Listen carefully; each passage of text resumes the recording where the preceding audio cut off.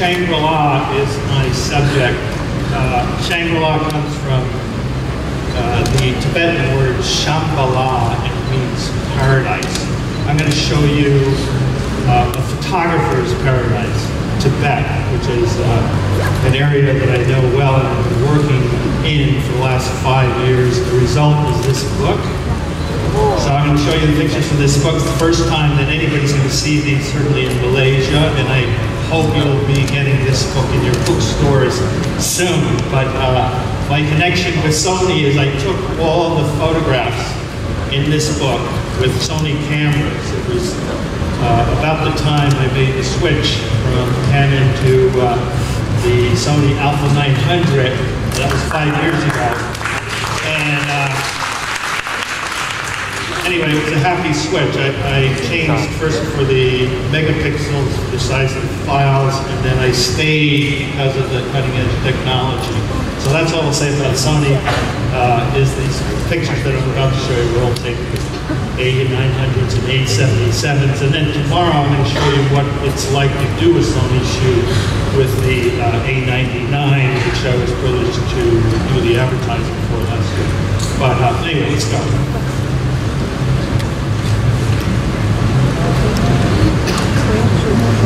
Okay, so my first story for the Geographic using in Tibet was in this area. It's a very wide area. You can see it includes the southern parts of China, as well as all the way over here as far as Bhutan and India. But this is the Tibetan Plateau, and this is where these photographs take place. The story was on the Chamangu Downs, is the tea horse road, a 1,000-year-old route where tea, Chinese tea, was traded for Tibetan horses that the Chinese needed for their army. So that's the gist of the story. Let me take you through it visually. Zhujiaigou. Anybody been to Zhujiaigou? It's China's most popular national park for photographers. It is indeed a photographer's paradise, and it was here where I first heard about Chamangu, the T-Horse Road. It's in Greater Tibet. It's a series of lakes and incredibly clear water. Here what we're looking at is reflections in this most incredibly clear water. Lots of detail. When I go to a place, my first research is looking at every picture taken of a place. And I looked at a lot of Chinese photography, and I noticed they shot always the big scene, nothing detail. So I reversed my thinking and shot detail. My job is to take pictures that will inspire you, the local photographer who would be the toughest critic. I'm not interested in what my editors are going to think of these pictures. I want to impress the local photographers with this stuff. This is what you're looking at in the previous picture, the reflection looking into the water, this incredibly clear water. You're looking at the bottom of this lake.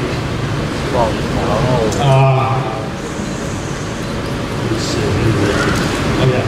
Okay, so you can see this. Now the character of this place is a bunch of lakes that were discovered only about 30 years ago, and the loggers were in this area cutting these trees down. So you see a lot of these dead trees in the water. The only trouble is if you guys go there to try and shoot this picture, you cannot do that anymore because in the last earthquake, this tree just disappeared under the water. But you can see it's moss growing on top of the tree, and the log goes down with the water like this. It's incredibly clear water.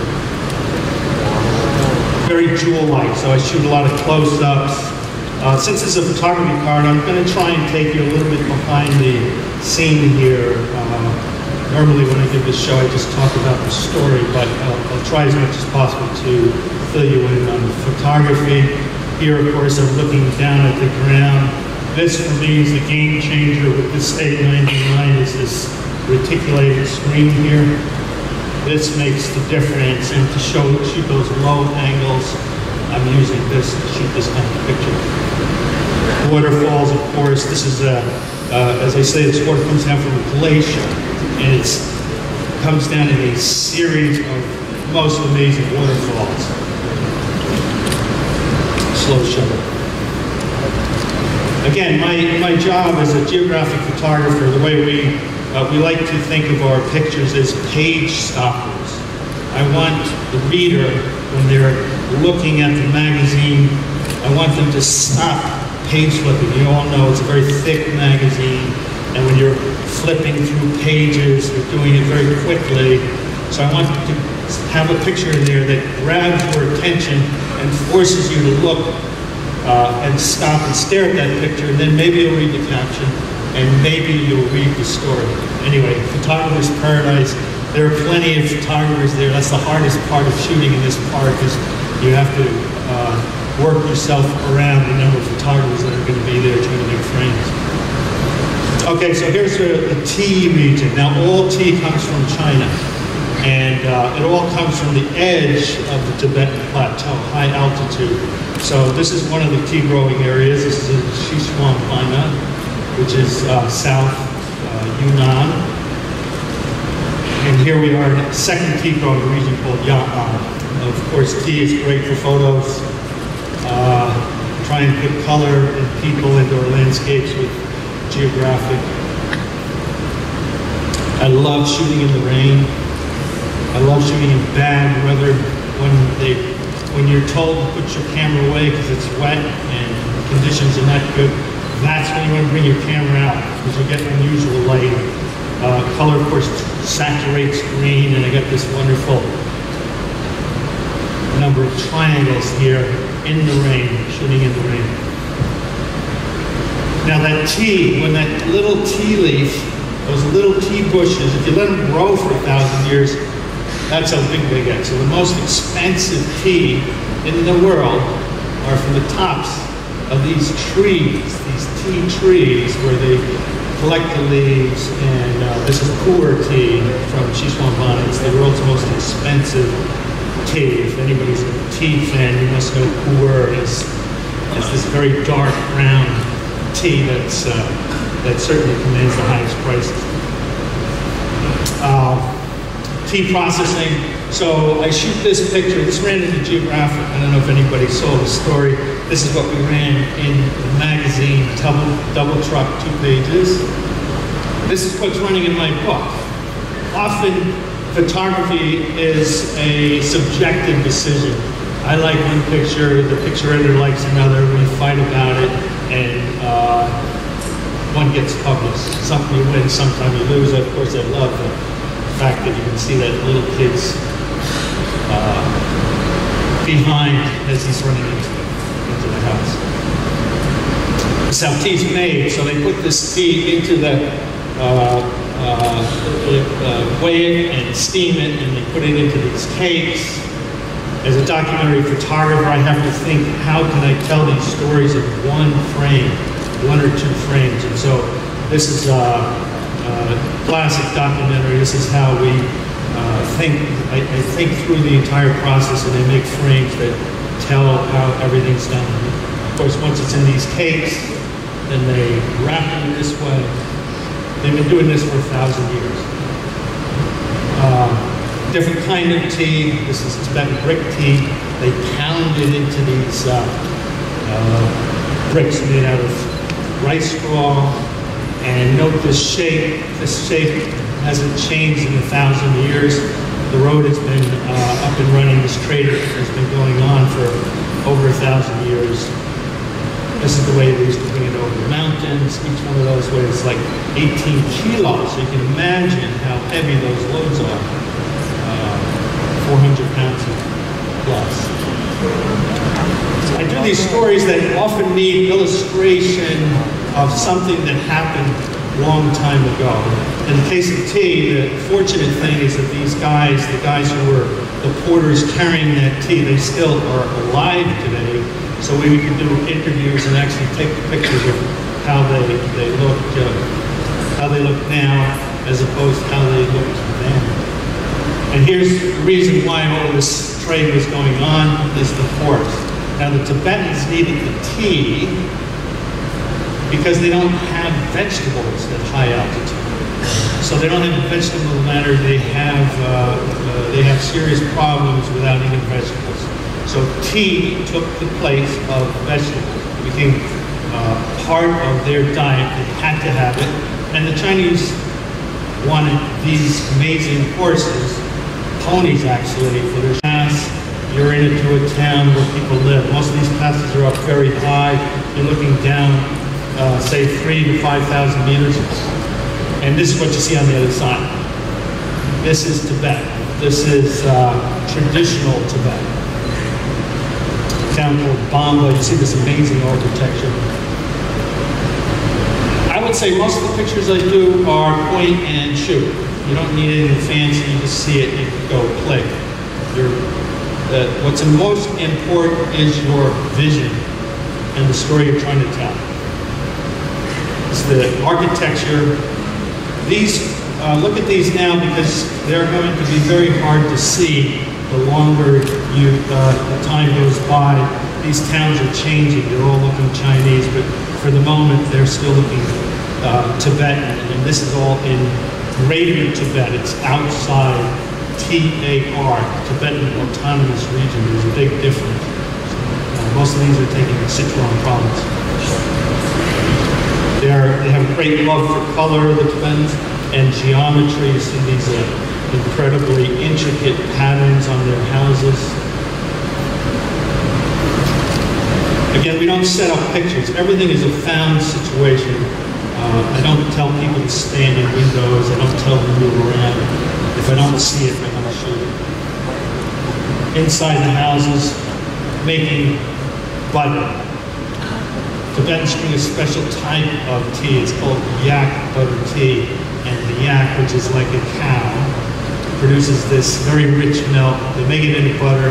This goes into the tea. Chinese drama on TV. You can see these people live well. These houses are big and solid. They live actually very well. And Tibetans are the most tea-drinking people in the world. They drink 30 to 40 cups a day.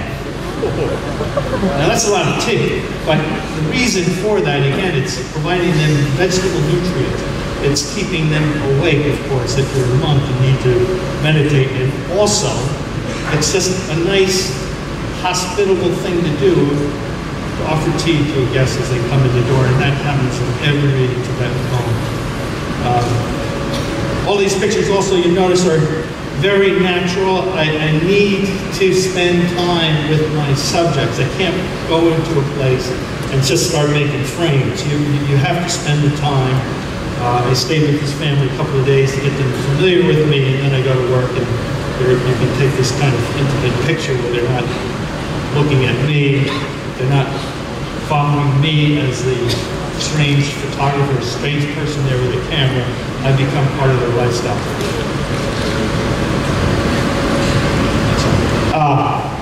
More tea inside a hut. You get really obsessed. My subject is tea. Every time we're drinking tea, I'm shooting. And here we are in a Tibetan nomad hut. Again, contrast control, big deal with cameras these days. Having some sort of DRO. In the case of Sony, you can dial it in. It's a great thing because you can't shoot this with film or a high contrast without doing a lot of Photoshop. And again, I'm living with these people, not a lot of time, but at least I need a day. So I try and stay with my subjects at whatever I'm shooting for 2 days at a time. Monasteries, okay, so the monks, of course, were the ones that brought in tea first. They were the first to get addicted to tea. Tibetans were the first foreigners to become addicted to tea because of these needs. And everywhere you go, of course, you see signs of religion. Tibetans live their religion 24 hours a day. I like to say photographers are paid to be lucky. We've all had that feeling. You're standing there and suddenly, for some reason, the rain stops. The bolt of double rainbow comes down on these stupas, and all you are sitting there awestruck, and you just take a picture. Okay, so I'm inside a monastery. Now, another thing is that these pictures my book really looks good compared to anything else that's out there in Tibet, because my advantage is most photographs of Tibet, especially recently, there are very little because there's so many restrictions on shooting there, and most of the books on Tibet have photographs taken with film many years ago. You can't shoot this with film. You can't shoot this because the only source of light is a candle.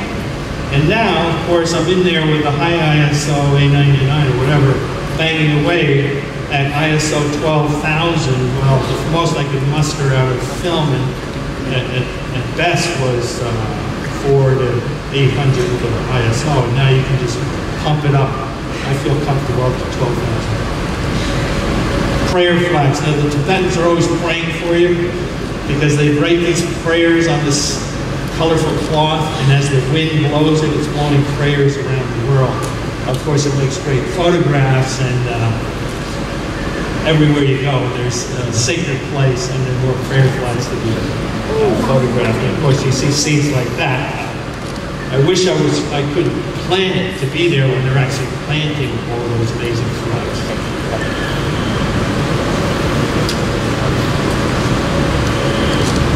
And of course, wherever there's sacred, you know how sacred a place is according to how many of these prayer flags you can find them.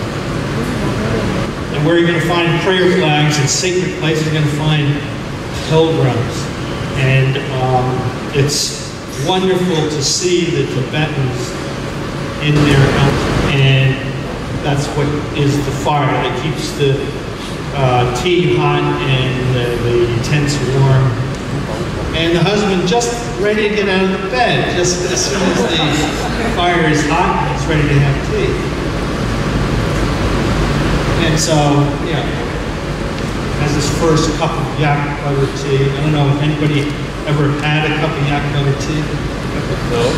It's very, it's an acquired taste, because the tea usually, the tea is fine, but they put salt in it, and they boil the heck out of it.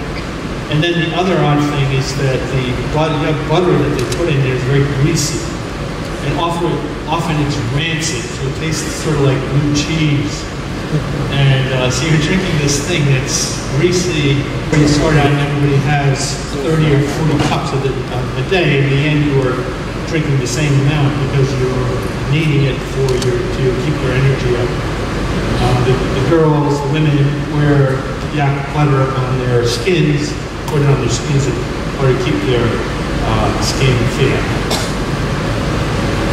You'll see this in my book, and the interesting part of it is that the picture over there of Dalai Lama is illegal in Tibet. So they have to, in this case, I shot this picture and we run it square in the book because my book is distributed in China as well, so we have to cut the Dalai Lama out.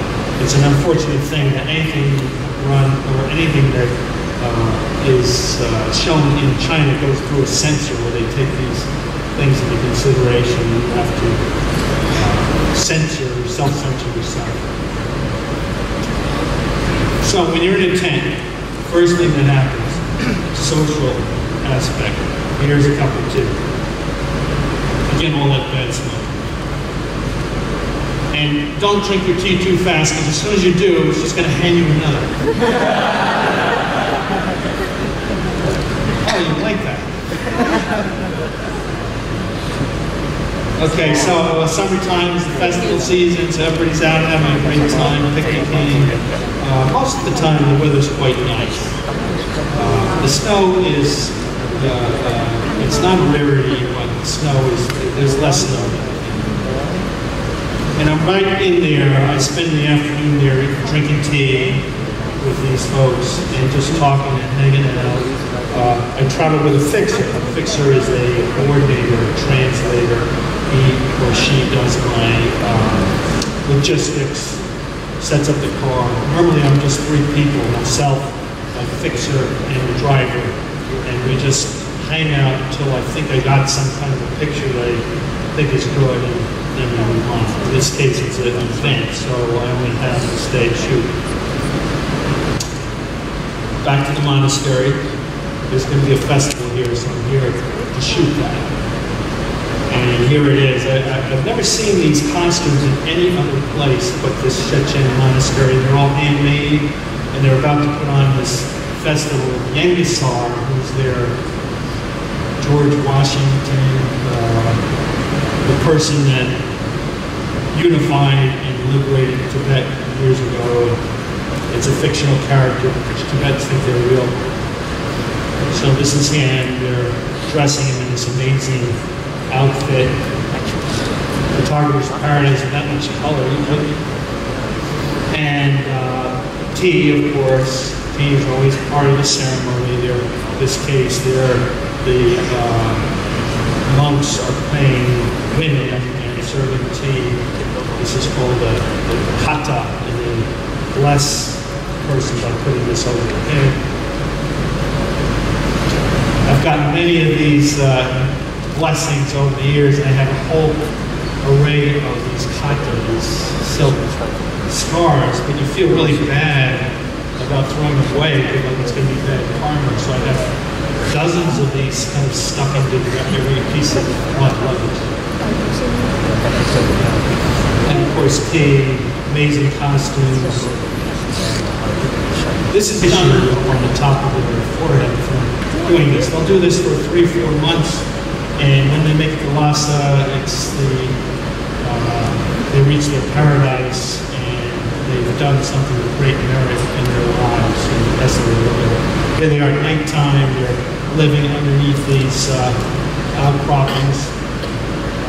Everybody getting up in the morning, writing in their diary, just as any traveler would do. What did they do that day? I have to carry everything with them because they're doing this for months on end. Here's the way they carry it on these tractors in this case. And it's following behind them with all their worldly possessions so that they can count on this is what they do at night. So, finally getting to Lhasa, big festival. In the old days, these festivals were grassroots, on the grasslands. Now they're very highly orchestrated. Police very much in control, though we thought this was an auspicious sign in the fact that there was a nice rainbow going over. But their presence there makes for the order that the Chinese government is trying to control today. But here's the stars. They all come riding in on horses. These are the nomads who are obviously very proud of their horses and their culture of horses. So they're coming in at full gallop and wearing their country finery. Women are dressed in the nines. These women will be entertaining everybody later on.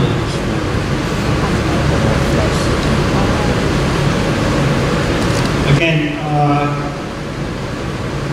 my way of operating is don't ask, shoot first. And so basically I'll go into a tent and my fixer will just say, well, this is so-and-so, he just wants to take some pictures and really kind of get confused.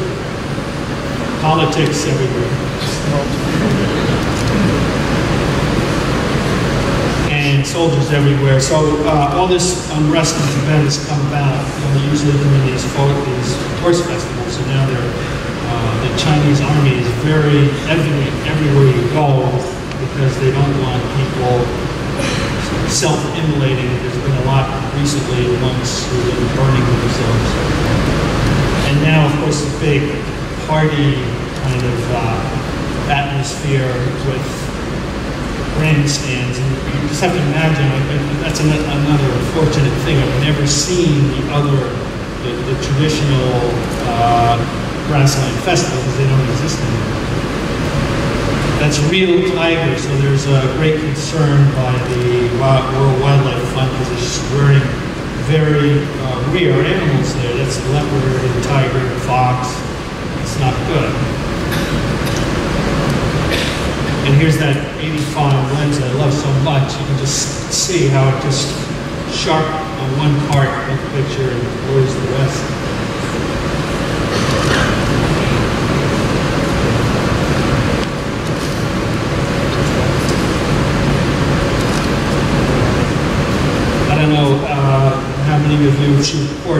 seriously, but there are a lot of new things with these cameras. They have a face recognition focusing option, which I find really works well.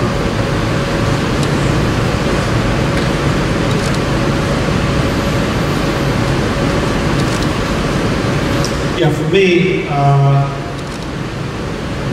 I'm not a technical photographer, I just like what I see, and I love the fact that this lens focuses so sharply on one thing and then just gives you this very nice, soft, out of focus pattern outside that 1.4 zone. In the back there where they should be really focusing on my photographs. But I noticed they forgot one thing, and that's this, which is the story of taking pictures, especially in Tibet, is you're not allowed to shoot them. But hey, it's a photographer's paradise. What else would you be there for? Anyway, thank you. Any questions?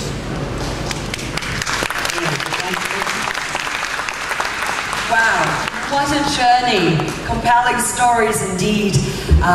We are illuminated and definitely inspired. I know I am. Are you inspired by Micheal Yamashita? Yeah? Then come back tomorrow for part 2 with Micheal Yamashita.